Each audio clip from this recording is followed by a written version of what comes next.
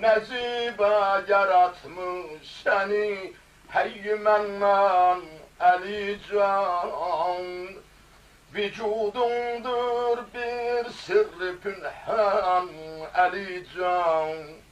Can emir el-müminin Heydar, fezai gülistan yaşında her kim gezer, kalır mat mebhut heyran Ali Can. Ya emir el-müminin Heydar, senin nuru pakündür talim eden melaiklerin zikri sübhan Ali Can. Çekir arzu ya emir müminin Heydar, çekir arzu asıtanında dervan ola kimler? Nebiler, hami padişahın Ali Can. Tepib rövnak seniyle bütün enbiyalar, şu Adem, şu Nuhi, şu Musa ibn İmran Ali Can.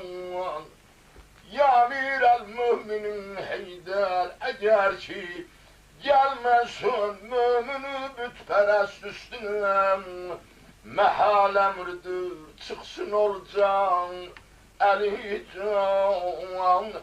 Cesaret eyleyip medhü zikreyler kifayettir şanında Kur'an Ali Can.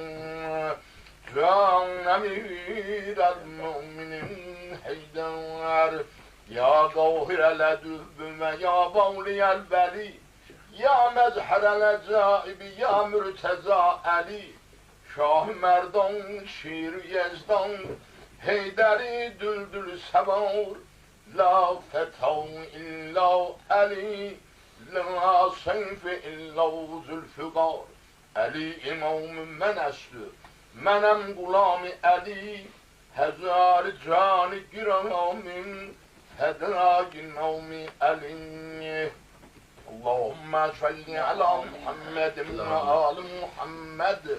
Allahümme inni es'elüke Muhammedin ve entel mahmud ve bihakkın aliyyim ve entel a'la ve bihakkı Fatimete Zehrın ve ente fatirü semavati vel arazin ve bihakkıl Haseni ve ente zül muhsin ve bihakkıl Hüseyni ve ente kadimüzül ihsan.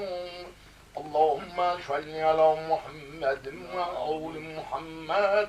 Allahümme agfir lena ve li valideyna ve lil müminine vel müminat vel müslimine vel müslimat el ehyin ve in vel emvat fiyyemel merhumin el mağfurin el ma'lumin ma'a emvatil havzirin ilahi seyyidi şedaruhu şad.